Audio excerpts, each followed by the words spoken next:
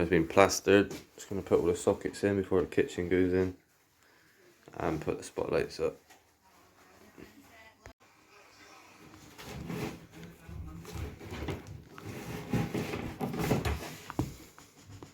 Double jointed hands.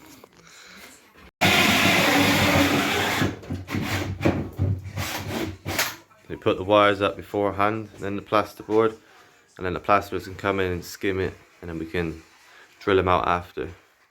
So our spotlights in. Now we're just wiring the sockets around the outside.